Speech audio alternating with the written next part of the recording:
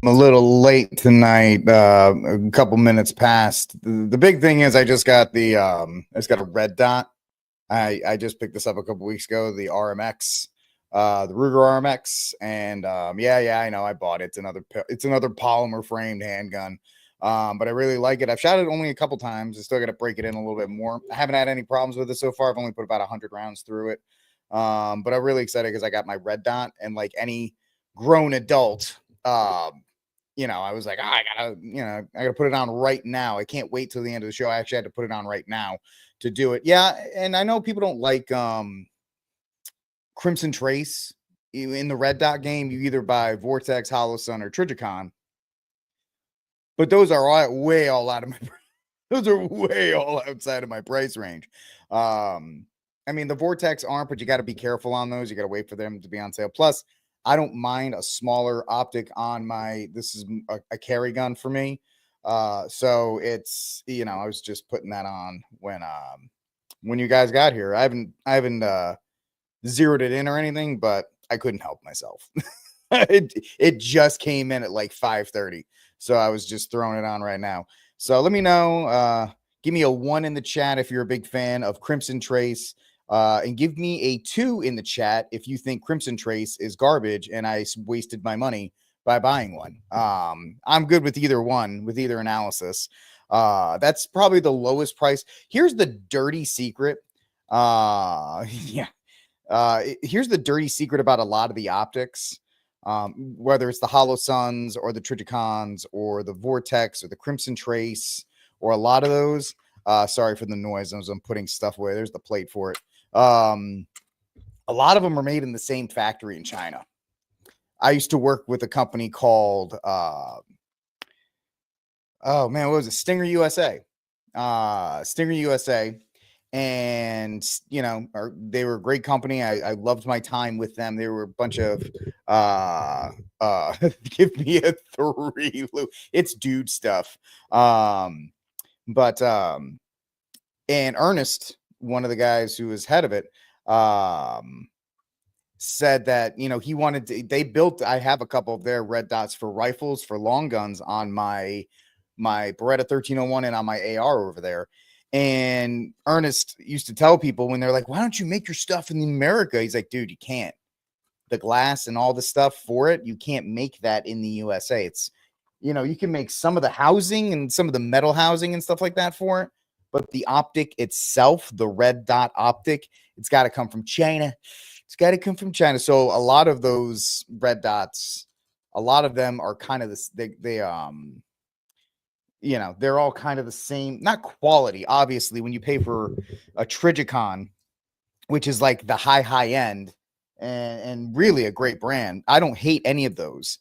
It's just that for me, I really like the smaller footprint of the Crimson Trace, especially when you're trying to carry, because these won't print as much. I mean, they are sharper, so they will stick out, but they don't come off as high. I have a Vortex Defender over there, and I like the Vortex Defender a lot, but it's very big for what it is. It's a very big optic, and it's got a big window, which you want, but it's also, hold on, don't worry, it's just the monk fruit. Everybody relax. I can't have a show without the monk fruit. And so, I like optics. I like optics because I have, I'm nearsighted or farsighted. I can't see anything far away. I guess it's nearsighted, right? I can only see things that are near. So for me, if I'm off, a dot helps me focus on things and get a quicker field of vision. So I like those. And I like Crimson Trace, but I like Vortex. I got a couple Vortexes and stuff like that. And like I say, when I talk about guns, would you rock whatever you rock? You like whatever you like. If you like Crimson Trace, if you like 1911s, if you like revolvers, just be good with it. Just be proficient with it and make sure you know how to run it and fix any jams and work it out. Doesn't matter how great your gun is. You could have a Staccato, which is a $7,000 gun, but if you don't know how to run it, it's useless. So just know how to run your gun. That's all I care about. And if you want to use, it's funny when you look on Amazon and other places, like this, the red dots look the same. Like a hollow sun will look the same as this company called Coyote. It's literally Dr. Pepper and Mr. Pibb of red dots. So you kind of just pick whatever you want to pick and then just roll with it. Like we're rolling here on the 30th of January, 2025. And yeah, it was a busy day. It was a tragic day. We got off the show yesterday, and tragedy struck in D.C. with that plane crash. And, you know, the more we hear about it and the more that's coming out, it looks like it is, unfortunately, an accident due to understaffing. DEI is a very easy thing to say, but when you talk about DEI, you're talking about the mismanagement of resources. And human capital is a resource, just like anything else. And so it like the stuff we're coming out by the minute. We have something here from Nick Soder that I'll try to send over to myself here on X. But when you talk about DEI, you're talking about mismanagement of talent and resources. And the fact of the matter is, you know, when you have these positions, it's just it's sad when these things get put into a position and people suffer because of it. That's the real tragedy, is people suffer because of that. So yeah, and there's a lot of theories, Michael, that we're just, you know, it's so strange. And the information is, I got caught giving information that I thought was sound out. That was pretty bad. So I fell for it too. So we all have to be careful in that regard. But the fact is, ladies and gentlemen, that it's a tragedy all around. And, you know, the people who are affected by it, they need our prayers, and the families that are going to have to deal with this for a long time after we're done talking about it. So unfortunately, we got to get to work on that. And, but before, I do have to plug my own stuff, because, I mean, what kind of man would I be if I didn't plug my own stuff? Next week, I know it's already here. I've been plugging it for so long. I didn't think it would ever show up here. But next week, ladies and gentlemen, on February 8th, 2025, we are going to have the Catholic Men's Conference of the Carolinas, which I hope all of you have gotten your tickets for and will be there to hang out with us, as iron sharpens iron, as they say. That's the popular verse everybody likes to use. But you can go to this website. If you're in the Mid-Atlantic area, you still have a chance to join me next week at the Catholic Men's Conference of the Carolinas, 15th annual, February 8th. And you can buy your tickets at CatholicMenOfTheCarolinas.org, CatholicMenOfTheCarolinas.org. And I hope to see you there. You can hang out with me, the Bishop of Charleston, John Frankman, Anthony and Rob of Avoiding Babylon, John Edwards, and Enoch, who will be performing and presenting as well. Oh yeah, 100%, man. I'm always going to tell you, there's no benefit to me as a person who's on these channels to try and hide anything from you, because the internet is forever, and you'll find out. But please go to CatholicMenOfTheCarolinas.org, CatholicMenOfTheCarolinas.org. We're actually doing pretty well. We're filling up on tickets. So if you're in the Mid-Atlantic area, the Northeast, maybe the Southeast, Florida, Georgia, those places, and you can take a day to come on up and hang out with us, that would be great. CatholicMenOfTheCarolinas.org, CatholicMenOfTheCarolinas.org. This is just my page where I load new things and do all my research. So, oh no, you've seen it. But what you also can go see is my book, The Armed Catholic, The Catholic Case for Guns and Self-Defense, which you can get at Amazon.com. That is Amazon.com. All right, ladies and gentlemen. And tragedy has it struck yesterday in D.C. And it's a really, really awful event is what I'm trying to say. So the collision between the helicopter and the plane kills 67, the nation's deadliest air disaster since 2001. Let's just jump right into it. I have a pretty decent summary. So go check out this guy's YouTube page. I'll give it to you while he's talking. Disaster that just happened in Washington, D.C. But A quick update on the disaster that just happened in Washington, D.C. between the regional jet and the Army National Guard helicopter PAT-25, where the two aircraft collided just short of... I will say that I'm way out of my league with this kind of stuff because they're going to start quoting numbers of aircraft and all these other kinds of things. And my ADD self just gets lost. So I'm glad that this gentleman did this to help us out. And the guy's name is Blanco Luro. So I will put his name in the chat if you want to go check out his stuff. Take a look. Here you go. Final for runway 33 at DCA. Here's what we know so far. My name is Juan Brown. You're watching the Blanco Lirio channel. The airspace coming into DCA is extremely busy, including two prohibited areas just to the north of the airport and the Joint Base Bowling located right up here. The RJ, or regional jet, a CRJ 700 coming in from Wichita to DCA, operated by PSA Airlines for American Eagle, was cleared for the approach to runway 1. Not sure if it was the instrument approach or the river visual approach to runway 1, circled to land to runway 33. So what that means is the RJ flies the approach to this runway 1, the long runway, and then sidesteps around here to a left dogleg entry to runway 33, the relatively short runway, about 5,200 feet long here at Washington, D.C. Now, from what I heard all day trying to listen to experts and people much smarter than me, is that's not uncommon when planes get stacked up. If there's change in the wind, or if a shorter, especially for a smaller plane like this one, if they have an opportunity to get them out of the air and onto the ground, they'll tell them, hey, just jump to this new coordinate over here. See a very demanding approach. This crew is focused on this approach. This mid-air collision occurred just below 400 feet above the ground. The National Guard helicopter, believed to be either a UH-60 or VH-60 Victor. It's very interesting. Some people on Twitter have uncovered the fact that this helicopter did not take off from the Air Force Base. I don't want to get too much farther into that because it hasn't been substantiated, but it's a pretty compelling case if you find the rabbit hole.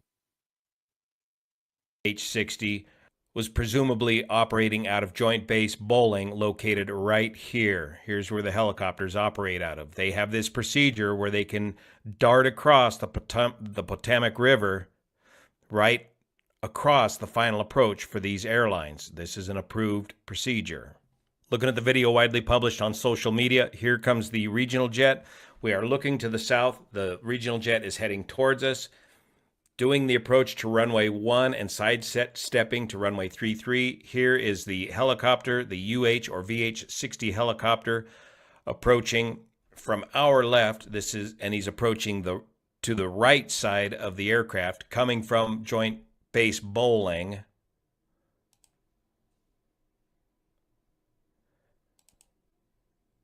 And the two collide right there. Now let's review the ATC data.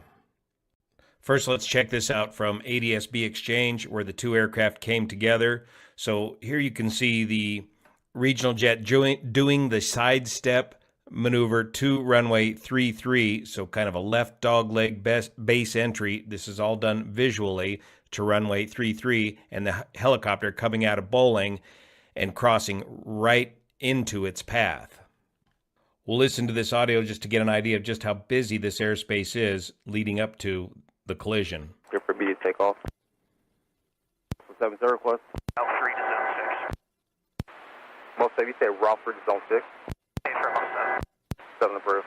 7. National Guard, good evening. Airfield 1 with a single minute. All of these communications are in real time. Medevac Aircare 1 Washington Tower, National Altimeter 290. Approved to Washington Class Rover Space Portland, Sheridan Fairfax. 0 Aircare 1, copy. S25, CRJ in flight. S25, pass on is CRJ. This club has a aircraft in flight for business operation. Separate. 472 Washington Tower, 1 star, 32017. Okay, that was it. That was the collision. Did you hear the communications?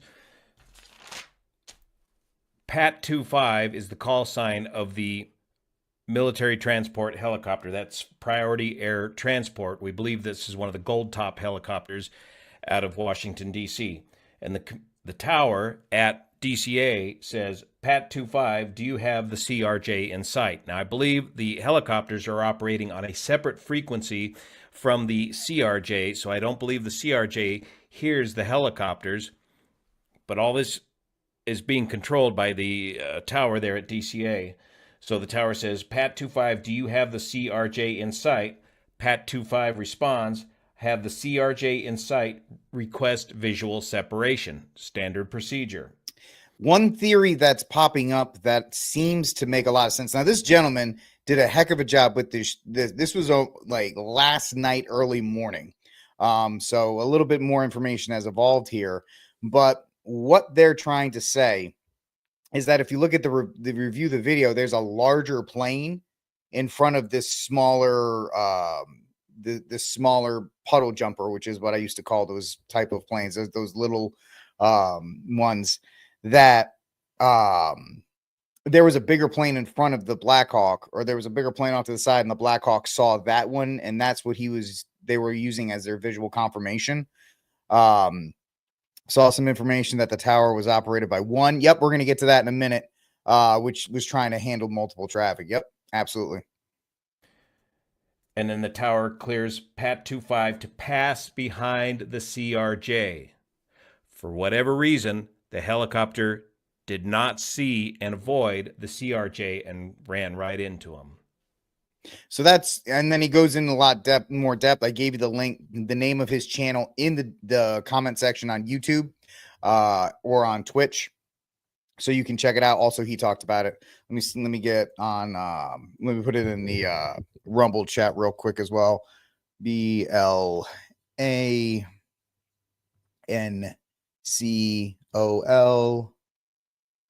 I just want to make sure I give correct credit to creators. I hate it when people steal stuff.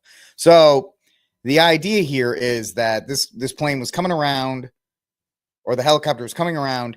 It had misidentified because it didn't see the smaller plane. It saw a larger plane in front. It was like, all right, we got our eyes on that. And then it just kind of ran into this one. Ironically enough, when people tell me when I tell people I don't want to fly anymore, I wasn't thinking about something like this. I just don't like the idea of it. That's why I'm driving next week. I'm driving to North Carolina because at least, it is what it is. But the fact of the matter is that this is still a tragedy. 67 people are dead. The cause of the collision is unclear. The National Transportation Safety Board said it was too soon to speculate and pledged to release a preliminary report within 30 days. Officials say the flight conditions were clear and that the jet was coming from Wichita, Kansas, making a routine landing. The Black Hawk helicopters had their night vision on. They had their nogs on, so they should have been able to see it. But unfortunately, there's preliminary stuff saying that one of the helicopter pilots involved in the crash was a woman with 500 hours of flight experience. And then the other one, it's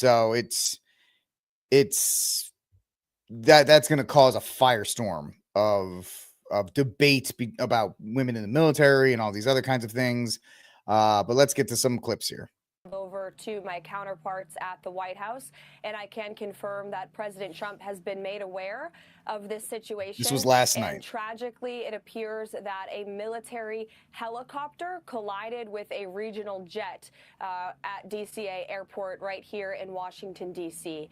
That's all I can confirm at this point in time, and I can just say that the thoughts and the prayers of the entire... So... when they set up these trauma teams and this triage, you had over 100 ambulances here ready to go. Very quickly, they realized that it was an absolute clear night. Everybody kept saying it was as clear as it gets. Maybe the helicopter crew just, yeah, the thing is, this thing happened so close to the ground. Once they hit the water, I was listening to somebody this morning. It was about 35 degrees in the water, which gave you maybe 20 minutes to get out of it. They said, and these were reports from multiple news outlets, that when they went down to the plane, people were still strapped in the chairs because as soon as the thing hit, it just dropped straight into the water. These people probably didn't even know it happened that quickly. Once the explosion takes place, there's really not a huge chance of survival. But the helicopter is upside down in the water. There are people still strapped in the seats of the airplane when they went down to get them. And it's a really tragic situation. But let's hear from the new Transportation Secretary, Mr. Duffy. Pilots on a military aircraft had, and you had another question for me that was... Last night, the president had said that this could be prevented, and also that air traffic control, questioning why they may not have communicated with the helicopter, telling them what to do. We are going to wait for all the information to come in from this vantage point, but to back up what the president said, what I've seen so far, do I think this was preventable? Absolutely. And the fact of the matter is, it's human error. It really is human error. Why, it happened, we don't know. But it's still an absolute tragic situation. Passengers on the flight included a group of figure skaters, their coaches, and family members who were returning from a developmental camp followed the U.S. Figure Skating Championships in Wichita. And President Trump is blaming the crash on federal diversity initiatives, but provided no evidence for that claim, blah, blah, blah. Speaking of President Trump, he had a press conference this afternoon, and like all press conferences featuring 45, 47, they didn't disappoint. Know the names of the 67 people who were killed, and you are blaming Democrats and DEI policies and air traffic control and seemingly the member of the U.S. military who was flying that Black Hawk helicopter. Don't you think you're getting ahead of the investigation right now? No, I don't think so at all. I don't think with the names of the people, you mean the names of the people that are on the plane? You think that's going to make a difference? Does it comfort their families? They are a group of people that have lost their lives. If you want a list of the names, we can give you that. We'll be giving that very soon. We're in coordination with American Airlines. We're in coordination very strongly, obviously, with the military. But I think that's not a very smart question. I'm surprised coming from you. Are you blaming your I mean, come on. You got to give it to him. And then the questions continued, about the test and so forth. On DEI and the claims that you've made, are you saying this crash was somehow caused and the result of diversity hiring? And what evidence have you seen to support these claims? It just could have been. We have a high standard. We've had a much higher standard than anybody else. And there are things where you have to go by brain power. You have to go by psychological quality. And psychological quality is a very important element of it. These are various very powerful tests that we put to use, and they were terminated by Biden. And Biden went by a standard that's the exact opposite. So we don't know, but we do know that you had two planes at the same level. You had a helicopter and a plane. That shouldn't have happened. And we'll see. We're going to look into that, and we're going to see. But certainly for an air traffic controller, we want the brightest, the smartest, the sharpest. We want somebody that's psychologically superior, and that's what we're going to have. Yeah.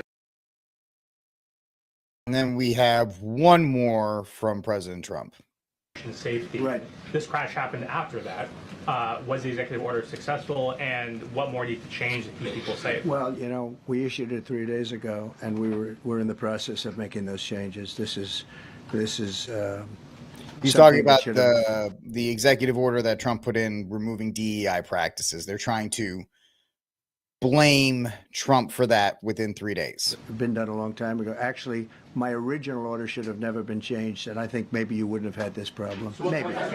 So people are trying to go after Trump for that. And then you have this, which doesn't help the case of the reporters. The FAA is being sued for throwing out air traffic controller applications based on their race.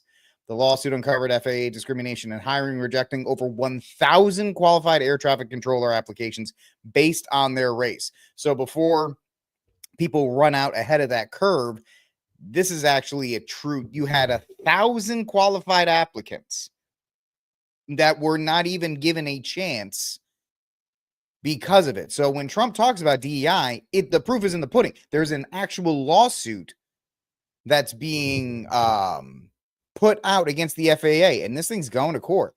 The Obama era FAA implemented biographical tests favoring diversity over skill, ignored high qualified candidates from CTI programs, minority candidates given an unfair advantage through buzzwords and irrelevant questions, while qualified CTI graduates were passed over.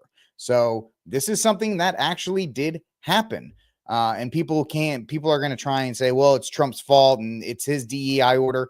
This thing happened right here. I'll drop this in the link in the chat room for at least my YouTubers. So you guys can take a look at it for yourself. It's right there. And this is not from 2016, 2017. This is from last year, April of last year, 2024. So that, who knows how this accident will play into that lawsuit going forward. And this just came in right before I went on from Nick Soder, just 24 hours before the American Airlines flight collided with a Black Hawk at Reagan National Airport. Another American flight had to abort a landing due to a helicopter crossing its flight path at the same airport. AA 4514 can be seen on radar having to go around and make a second attempt. This is also currently under investigation. Now, people are saying that American did not have enough people there at once to actually, well, not only, here we go, from breaking 911. One air traffic controller was doing the job normally done by two people when the DC crash happened. Continuing, staffing at the air traffic control tower at Ronald Reagan National Airport was not normal for the time of day and volume of traffic, according to an internal preliminary federal aviation safety report about the collision. The controller, who was handling helicopters in the airport's vicinity Wednesday night, was also instructing planes that were landing and departing from its runways. Those jobs are assigned to typically two people. You would think that the airport that Congress and the president and you know, political figures come in and out of would be a little bit more, would at least be staff, not the one in like Nebraska. They would make sure they would have enough staff for the one in DC, but you know, who knows based on what's going on with federal hiring practice. From what I hear, air traffic controller jobs or ATC jobs have one of the highest burnout rates out there. G Money in YouTube. If you're still watching on YouTube, is that true about ATCers and their burnout rate? Let me know if that's true. From what I heard, that's got a pretty high burnout rate. Or if anybody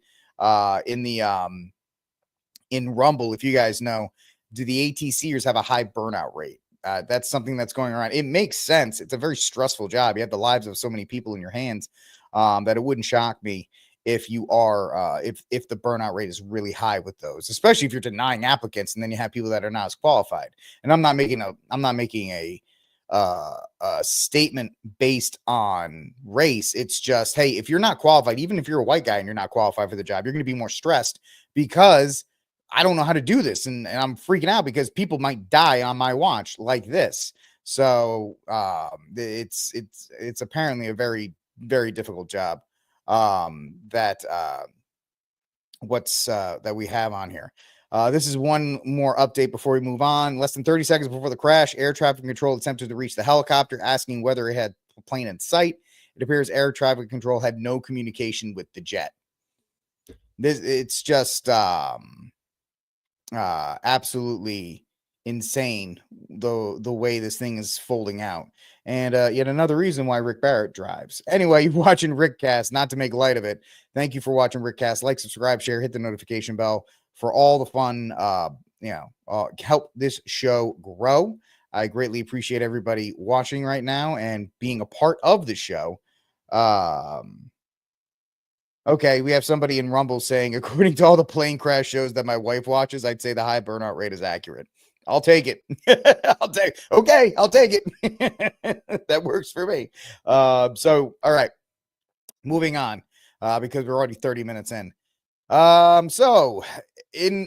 Besides that, we had Tulsi Gabbard and Kash Patel's hearings today, and then you had RFK's second day of confirmation here, and his was not as intense. So, and this is from Politico.com. I don't have them up here, but I have them on a second screen. At Kash Patel's hearing, which was expected to produce fireworks, it was mostly a dud. And then the second headline from Politico: in a first for a Trump nominee, Gabbard gets not so friendly reception from Republicans. Now, that's because, Tulsi is the biggest wild card here. I'm not a fan of Tulsi Gabbard. I've never been a fan of hers.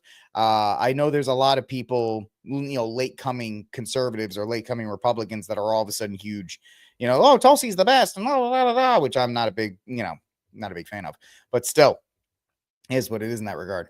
So several President Donald Trump's cabinet nominees faced tough questioning from Republicans and Democrats alike during hours-long confirmation hearings on Thursday. Former Democrat and military veteran Tulsi Gabbard, Trump's picked to be the director of national intelligence, was grilled about her past remarks supporting government whistleblower Edward Snowden, as well as her relationship with Russian President Vladimir Putin and Syrian's former dictator Bashar al-Assad. Nominee for FBI Director Kash Patel, former federal prosecutor and Trump administrative aide, was pressured on his prior comments praising those involved in J6, as well as his ties to Qatar. And we'll go through that now. First, these are pretty much the only sound bites that I got from Kash Patel. There were some other ones, but I didn't really want to. I don't have enough space for all the videos. So let's take a look at a couple of Kash seemed to be fine, and I can sum up Kash Patel's in the second video clip, but I'll at least give you the first intro. Must be provided with. Hold on, get back. That due process must be provided without bias to all Americans. And if we cannot provide due process to the worst, then there can be no due process for anyone. And our constitutional republic fails. All right, so that's pretty solid there. And then you had this one, which pretty much summed up the entire day for Kash Patel. Interview. This is why snippets of information are often misleading and detrimental to this committee's advice and consent process. If you consent, I would love to have 5 hours of questions, and then I could read the whole transcript. You've got 2 minutes. Wow. I mean, that's pretty impressive that he was able to pretty much put Amy Klobuchar in her place. Yeah, you got 2 minutes to do it. So that was fine. His was fine. Tulsi's was a little bit more intense just because of her past. So let's take a look at some. I got a couple more sound bites coming from her. Here are just a few other examples. The American people elected Donald Trump as their president not once but twice. And yet the FBI and intelligence agencies were politicized by his opponents to undermine his presidency and falsely portray him as a puppet of Putin. Title I of FISA was used illegally to obtain a warrant to spy on Trump campaign advisor Carter Page, using a Clinton campaign-funded false dossier as their so-called evidence. Biden campaign advisor Tony Blinken was the impetus for the 51 former senior intelligence officials' letter dismissing Hunter Biden's laptop as disinformation specifically to help Biden win the election. Former DNI James Clapper lied to this committee in 2013, denying the existence of programs that facilitated the mass collection of millions of Americans' phone and internet records, yet was never held accountable. Under John Brennan's leadership, the CIA abused its power to spy on Congress, to dodge oversight, lied about doing it until he was caught, and yet has never been held responsible. So the question about, wrong one. There we go. How do I feel about Gabbard flipping? Gabbard's a politician, so, she's going to flip. It doesn't surprise me. She used to be a Democrat. She used to be a hardcore Democrat. She used to be the face of the party. She was the future of the party until, she got tossed out. So I don't really, I don't know. I can't measure somebody's genuineness, especially a politician's. I have my reservations about Gabbard, so I don't know if I'm the best person to ask in that regard. Under Biden, the FBI abused its power for political reasons to try to surveil Catholics who attend traditional Latin Mass, labeling them as quote-unquote radical traditionalist Catholics. Personally, just 24 hours after I criticized Kamala Harris and her nomination, I was placed on a secret domestic terror watch list called Quiet Skies. Sadly, there are more examples. The bottom line is this must end.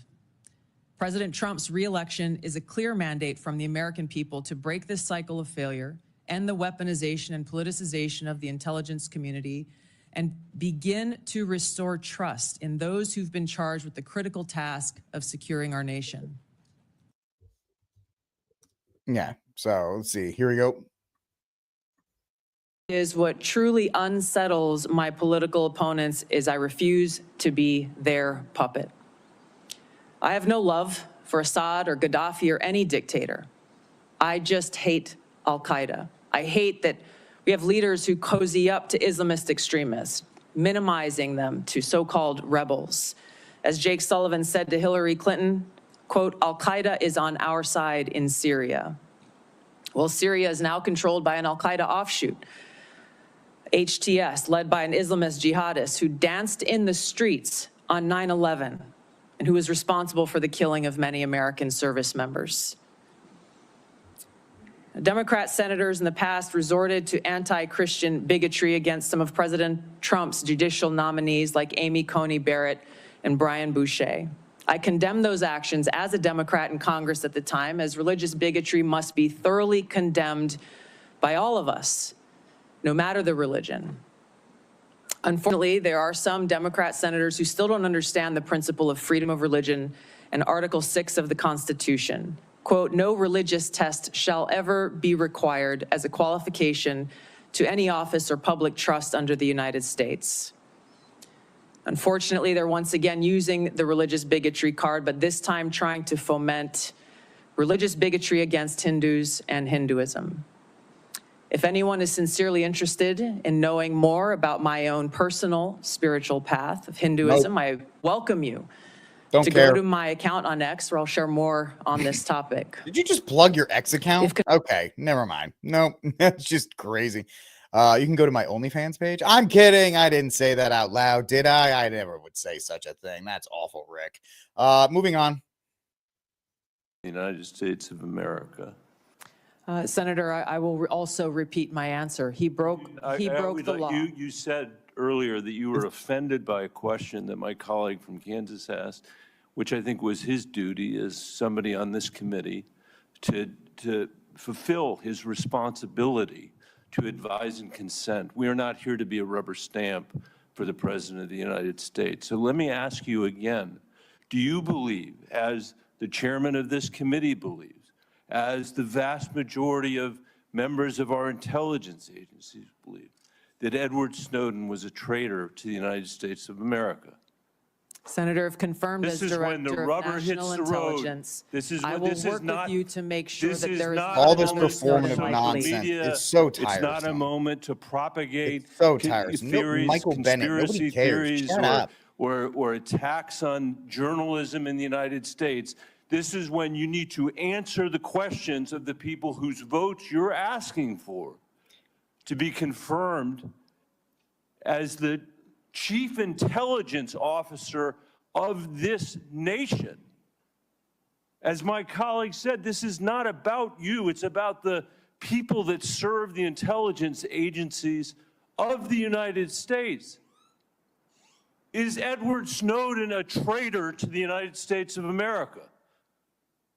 That is not a hard question to answer when the stakes are this high. Senator, as someone who has your served answer, in yes uniform, or no, is Edward Snowden a traitor to the United States of America? as someone who has worn our uniform in combat, I understand how critical our national security is. Apparently you don't. So, yeah, that was some fireworks there. I mean, at least these things are good for clips, right? And then finally, I think she finished this one up right here. The FBI abused its power for political reasons to try to surveil Catholics who attend traditional. We already talked about it. Never mind. So there you go. That's Tulsi's day. I think here's a at least when I was studying for my my master's in Homeland Security, the dirty secret about the DNI, the Director of National Intelligence, is that it's not as important of a role as some people think. It's not that old. It's only 25 years old. It was established under the Patriot Act. So the FBI and the CIA and all the other 17 intelligence agencies, they kind of look at the DNI like, yeah, whatever, dude. Yeah, sure. DNI gets the information that it gets. It's not as dynamic of a position as they would hope it to be.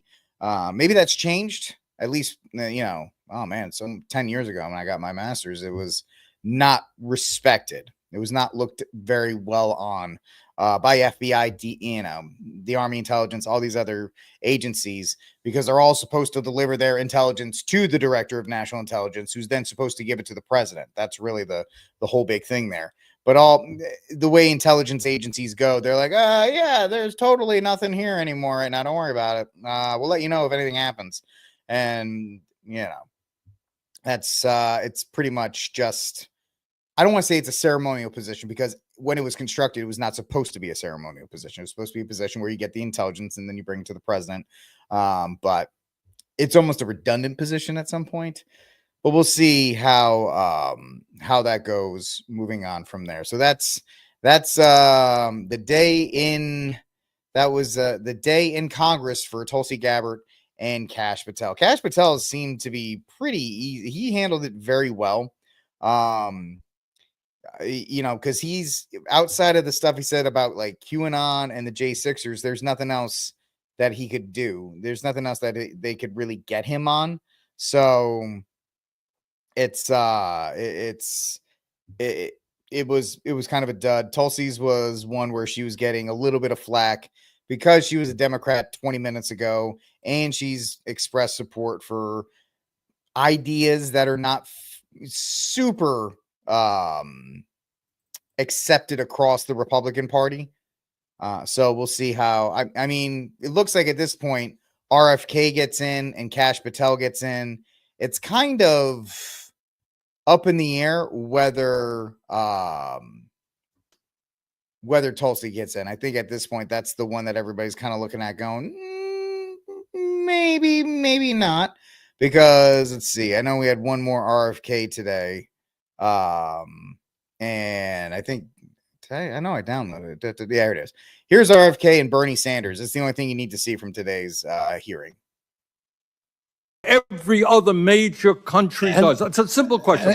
And by the way, Bernie, the problem of corruption is not just in the federal agencies, it's in Congress too. Almost all the members of this panel are accepting, including yourself, are accepting millions of dollars from the pharmaceutical industry. Oh, no, and protecting their interests. Oh, I thought that would come. No. I ran for president like you. I got millions and millions of contributions. They did not come from the executives, not one nickel of PAC money from the pharmaceutical industry. They came from workers. In 2020, you were the single largest because I had pharmaceutical money from workers all over this country. Workers, you were the not a nickel from corporate PACs. You were the single largest acceptor of pharmaceutical dollars. No, from workers in 1.5 million. Yeah, out of 200 million. All right, but you have not answered. Guaranteed. So, I mean, the thing is, people are like, oh, well, that's not true. It doesn't matter if he gets money from workers or executives. He's still getting money from pharmaceutical companies. So, look, from what I was reading, he's got the votes to get in. I think Kash gets in. And at this point, Tulsi's, if you were to look on betting markets, let's see what Polymarket thinks of I don't like Polymarket, the name, but hey, whatever. Polymarket. Let's see. World's largest prediction market. What does Polymarket say as far as Tulsi's chances of getting in? Which pick will be confirmed? You can bet on anything, man, which actually will lead into our next story. Tulsi's at a 40% chance. RFK's at a 73% chance. Kash Patel's at a 95% chance. Who cares about it? They're all whatever. Nobody. Doug Collins. Nobody's putting money on Doug Collins getting confirmed. But Tulsi is the one that has dropped the most. So we'll see how that will actually, come out. She started off the day this morning. She started at about 70. She was starting off on a much higher percentage, over 70%. But as the day has gone on, she has dropped to about 40%. Making it in there. So we'll see how that goes. I'm sure she'll. barring anything else, it sounds like it's going to be the same thing that happened with like Pete Hegseth. It'll probably be a 50-50 vote with Vance breaking the tie. So we'll see how it goes as far as that is. Moving on, ladies and gentlemen, here on RickCast, I am the aforementioned Rick. Like, subscribe, share, hit the notification bell for all the things to help this show grow. You guys are doing great on all the channels on Twitch, Twitch, YouTube, Rumble, and X. I hope everybody's having a good night. We are going to continue on. Like I said, there's a 4-quadrant show, meaning we're going to hit 4 different areas. I know. I mean, you could classify the first one as just news of the day. Then we did politics. Now we're doing sports. I know we did sports last night. This one's more of like sports crime. And then our last one, unfortunately, it's not another pizza story. It's a story about Tesla, and is Tesla going the AI route? So we'll take a look at that. But an NBA player named Terry Rozier is under federal investigation in connection to an illegal betting scheme. Now, of course, why would you care about this? It's because, I mean, we talked about the NBA last night as well, and the fact that the NBA is falling apart and not really doing as well as it should be because the players don't care anymore. And this kind of connects to that. Terry Rozier is in the middle of he's making about $25 million a year. That's what he's making. But federal investigators are looking into unusual activity relating to current Miami Heat guard Terry Rozier during his time with the Charlotte Hornets. The 30-year-old Rozier left a March 23, 2023 game after less than 10 minutes played against New Orleans Pelicans and received a strong amount of betting interest on his unders for the game. Rozier has not been accused of any crime or wrongdoing. At the time Rozier went down with a foot injury, he missed the team's final 8 games. So what is being discussed here is that he is being accused of being a part of a betting ring. And of course, bettors at the time discussed that there was inside info around the fact that he would leave the game early. And this is the problem with sports today, and really a reflection of the culture today. The fact that you have a guy who's making $25 million a year, yet he's involved in allegedly, everything I'm saying is allegedly involved in some kind of scheme to help people who bet on him playing under whatever it was. Let's say they said, oh, he's going to play 20 minutes a game. Well, he played less than that. So anybody who bet that he played less than that won. And we're seeing this filter throughout college and then in the NBA. And the fact that the only interest that I haven't seen an NFL game in its entirety, unless I go to like a bar or something waiting for food or hanging out, the play of football, from what I've heard and from what I've seen, has gotten worse. Yet the ratings remain strong. And there's 2 reasons for that. Fantasy football, which we've all, I did for a long time, and gambling. They create an inordinate interest in these events. Same thing with basketball, same thing. All these, gambling and fantasy sports have allowed the play of these leagues to steadily get worse while still having high interest, still having a lot of money flowing on them. Yeah, he was throwing the game for some reason, allegedly. And it has to be a culture issue. And I'm not talking about black, white, or any of these things. I'm talking about entitlement of professional players. Without fantasy sports in general, nobody would watch. I mean, fantasy football is the reason why people are intensely watching the Jaguars versus, I don't know, the Cleveland Browns. Oh, I got to see if my guy throws another touchdown, or I got to see if my guy gets another first down or whatever for my fantasy team. Yep. And you're right. MDD2299 on Rumble. The NBA can't go bankrupt fast enough. The problem is international markets and gambling are keeping it afloat. You're getting a sub product being given to you, and you're being told, hey, you need to shut up and you need to enjoy it for whatever reason, because you have money on it, or you have this, or you have that. And the fact that after yesterday, where the NBA is like, we're going to shorten the game to like 2 10-minute halves just because nobody wants to watch it.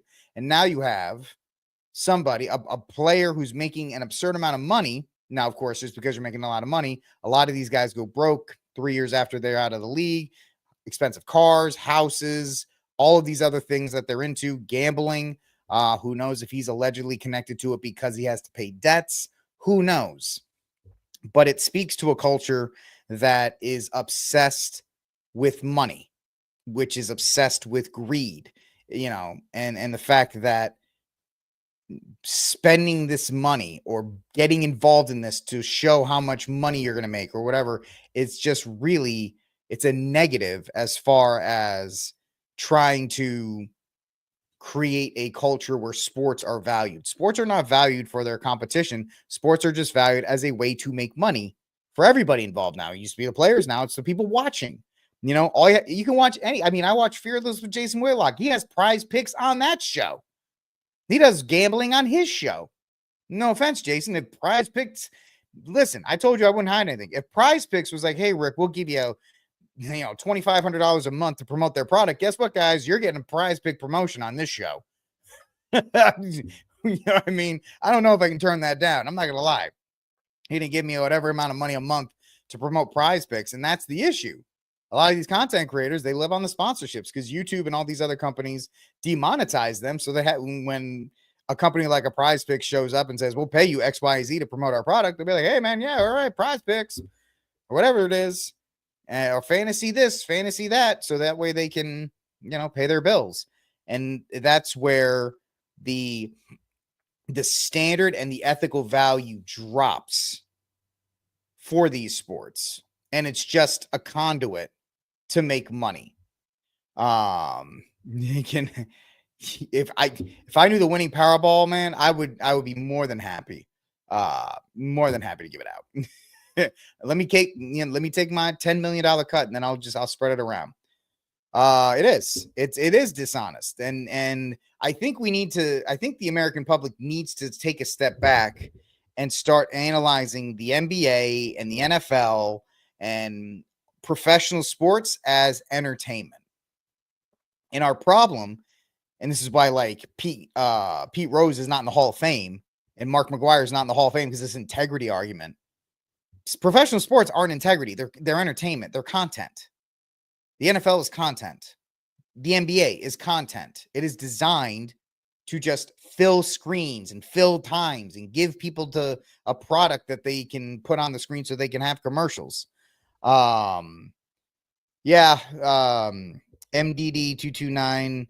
That was a rough thing to watch. Whitlock and Royce White have their falling out. That was pretty bad. I don't mind his show. I still think it's one of the better shows out there on YouTube. I like his message.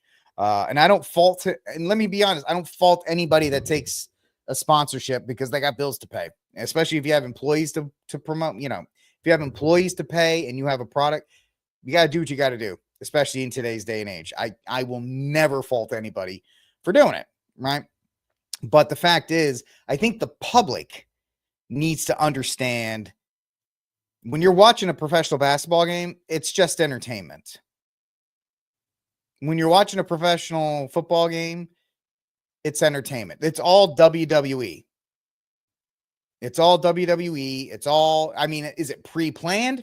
I don't know. There's accusations of stuff like that with the Kansas City Chiefs. I don't know if I want to go down that rabbit hole, but the fact is, there's so much money being bet on, being spent, changing hands, that to think that it's all organic is kind of foolish in my eyes. It's kind of foolish to think, oh, well, we're just going to see who's going to win this game. No, I don't think that's going to be it.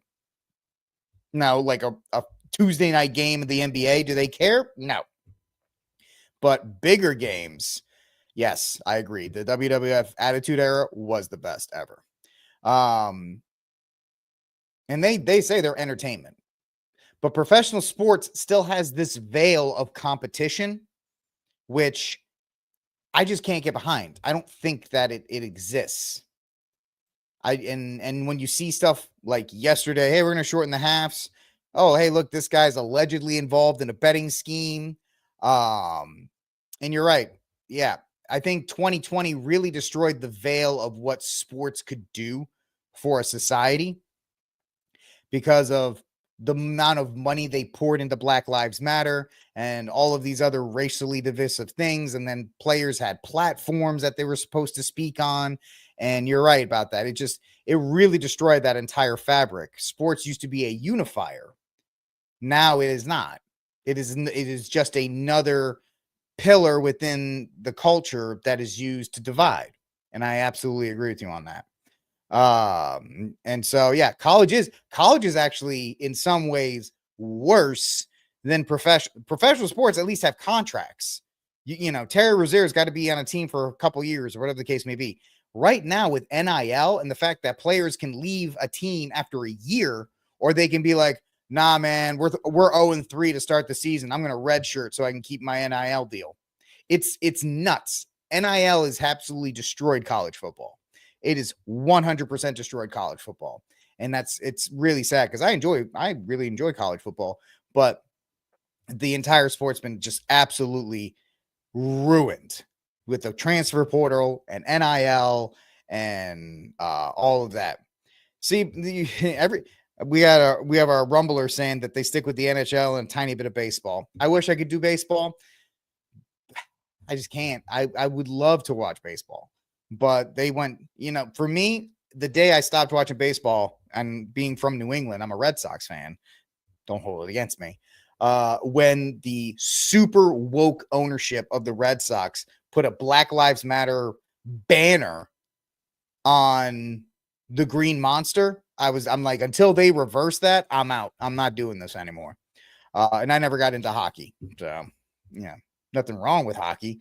I mean, it is what it is. So it is in that regard. So that's just something to keep your eye on. If there's any kind of resolution to this going forward, I'll make sure you see it here on RickCast.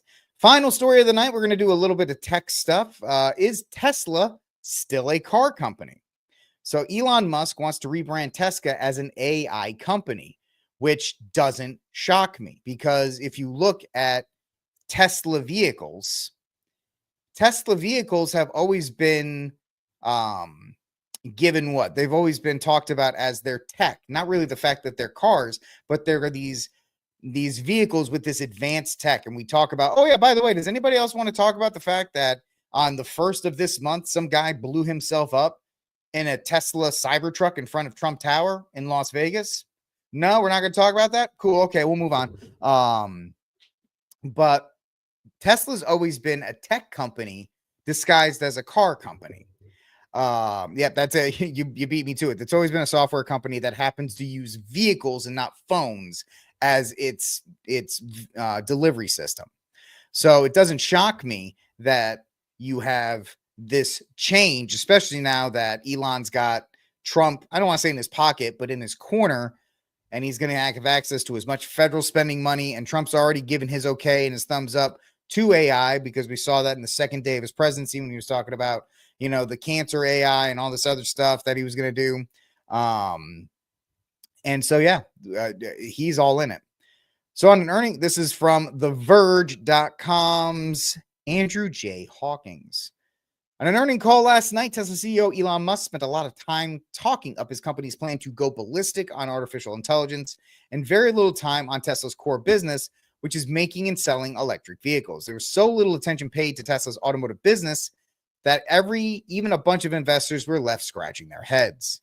This is a car company, Morgan Stanley analyst Adam Jonas wrote in his note to clients Thursday, followed up with a second note that put a finer point on it. Almost no discussion on the core auto business. While around 80% of the company's revenue is still automotive, the discussion turned to prepared remarks, and Q&A was almost entirely around autonomy, AI, and robotics. Like we've already established at the beginning of this, Tesla is a technology company, and I think the Cybertruck is their peak. They're not going to bring out any more new quote-unquote cars. They have a sedan, they have an SUV, and they have a truck. And the only thing they use with those things is to test out their auto drive system, is to test out their camera systems, is to test out all the tech, the over-the-air updates, and all these other things that they want to talk about. And the AI is the biggest thing, because the race for AI is huge, because the Chinese already have a robot you can buy for $15,000. There's already a robot you can buy.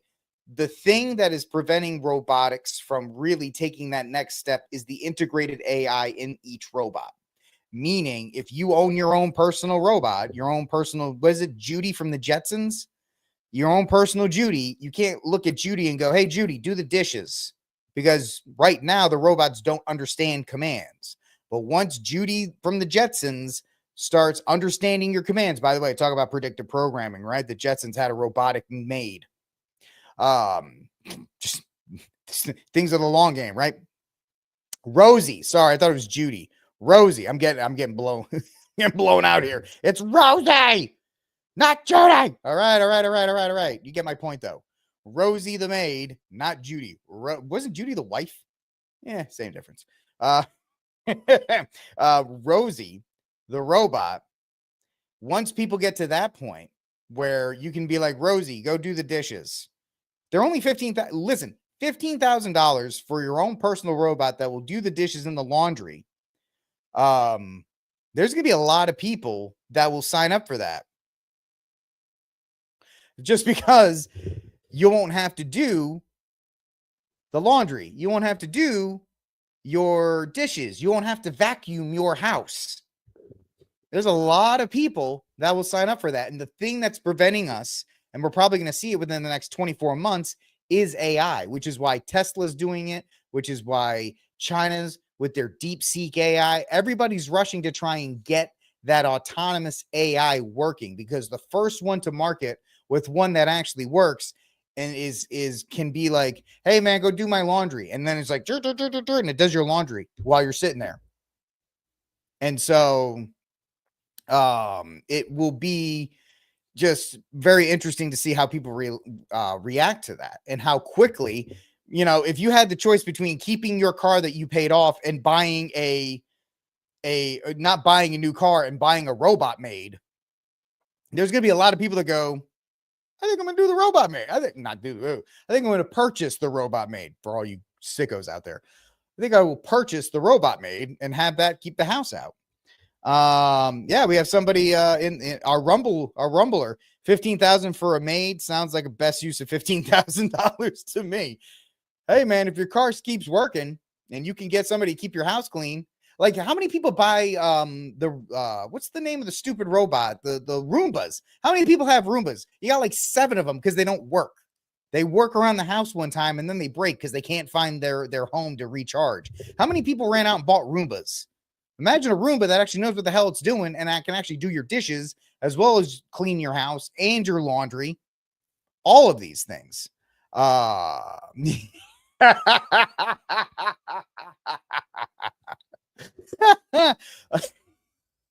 All kidding aside, there are ethical implications for the robots that are being made to look like women for men.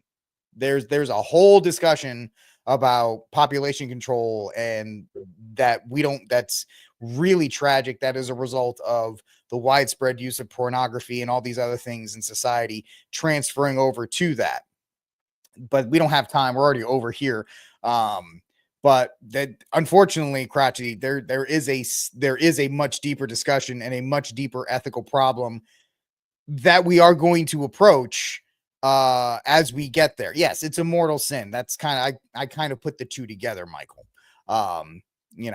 With good ethics, it keeps you out of sin. And so, there's that either way, it is a huge issue in that regard, all kidding aside. But for the race for AI, it doesn't shock me that Tesla is no longer a car company and that Tesla is trying to get, they introduced what, the Autobot or whatever it was. Yeah, you're right. There is a holiness in work. There's the Catholic virtue of work. And ora et labora. We even have a phrase for it in Catholicism, ora et labora. And yet when we lose that opportunity. Look at what we're doing now. There's a generation of men who feel lost because they don't have that opportunity to work with their hands and actually get that sweat and that, get that energy that they're given out. And so it's going to be a problem. And and when AI is introduced into market in a various group of sectors, it's going to be a moral and a theological issue that we need to be prepared for. But at least in this regard, are we shocked that Tesla's like, yeah, we're going to focus on AI? If you think Tesla was ever a car company, I have a bridge to sell you. Well, actually, I have some waterfront property in Arizona and a bridge to sell you in Brooklyn. I've got all kinds of real estate. If you believe that Tesla was ever just a car company, it's always been a technology company that used vehicles as its mode of delivery instead of phones or TVs or anything else. So we got to keep our eye on that. And whoever's the first to deliver a truly autonomous AI powered robot, it'll be a game changer. It'll be an absolute changer going forward. And so that is it for this episode of RickCast, ladies and gentlemen. Thank you for hanging out with me. Please do me a favor, like, subscribe, share, hit the notification bell to help this show grow. We're sitting here at 218 plus the 4, almost at 225 across all the platforms tonight, which the Twitter account, the X account, only has 30 people that follow it. It really does. So the fact that we're able to get 200 people to watch it on X alone is a huge accomplishment. So thank you to every single one of you. Yeah, I have 38 people who follow the actual RickCast account. So if you are following, please hit the follow button and you can have access to the show. It also helps my numbers if you can help me out with that. If you can, a follow button would be absolutely huge. Yes, on YouTube, we're up to 124. So that's awesome as well. We're growing on Rumble as well. The show's growing and it's only because of you guys. So thank you for helping me out with that. And we'll continue to see where this goes. Speaking of where it goes, I will be going to North Carolina in a couple days. I'll be driving, like I said, because I ain't flying nowhere no more because I ain't doing that nonsense.